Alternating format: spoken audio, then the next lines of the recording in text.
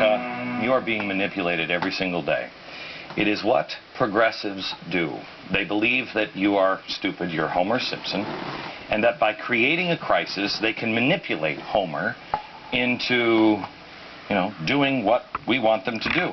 Now, there are two ways, if you want to manipulate somebody, there's two ways that you can get them to do something. If you got a pet, or Homer, all you have to do is just put a shock collar around Homer's throat, and you shock him once in a while. Now, you can do that, but you wouldn't start with a shock collar.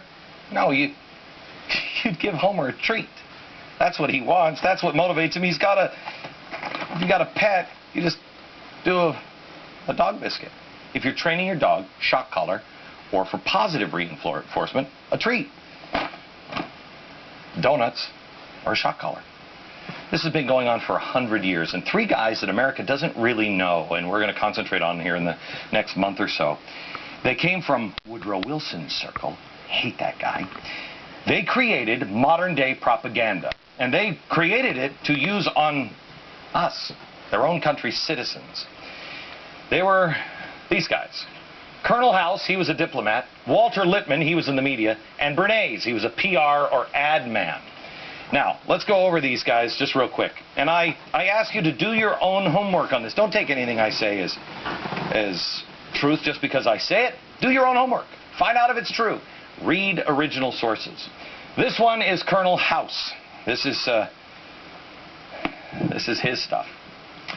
He helped start the Federal Reserve. He started the Council of Foreign Relations. He created groups like that to circumvent the process, to put it in place of what our founders had put on. House said that the Federal Reserve, quote, would give stability and take away the power. He says, quote, I am suggesting that the central board be increased from 4 members to 5 and their terms be lengthened from 8 to 10 years. This would give stability and would take away the power of a president to change the personnel of the board during the single term in office. So he wanted to circumvent the system. Now, these all were foreign ideas at his time. Walter Litman was a really spooky dude. Every journalist studies and admire him. They love Walter Litman. Read his own words. Read, this one is The Phantom Public. He believed that people just needed to be told what to do. We needed benevolent administrators. Well, this was this guy's administration. That's what he did best. Well, he just thought if we just made them do things. In this book, Litman, he says the answer is eugenics. Another really spooky idea. Now, Colonel House wrote Philip Drew, administrator. Litman said, well, we could get to the administration through eugenics, which was an American idea. It ended in Germany in the Holocaust, so it was discredited.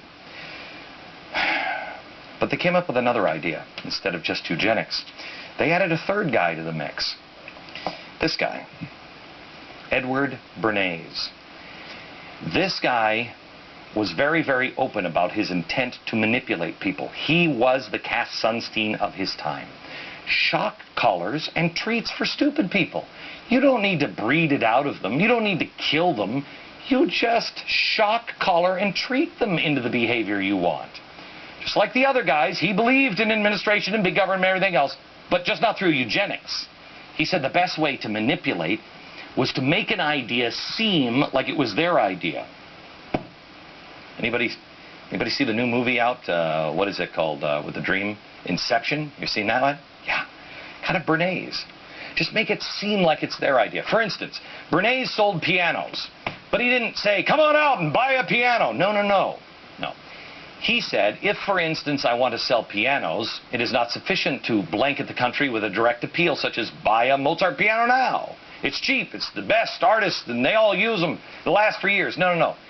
Instead, he sold the idea of every home having a music room, where the owner would buy a piano because it's culture, it's good. He created hype around these music rooms by organizing an exhibition of period music rooms by well-known designers. He'd decorate the rooms with rare and valuable tapestries, stage an event or a ceremony where he'd invite key people like a famous violinist or a popular artist or society leader. Pretty soon, everybody's like, man, I got to have a piano.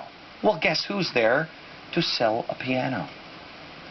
It's sort of like you pass health care, but it's wildly unpopular because 84% of Americans are happy with their current health care programs. What do? You tell them that 30 million people are dying out in the streets in the country and evil doctors are cutting people's feet off or, taking out kids' tonsils that don't need to be taken out just for extra money for themselves.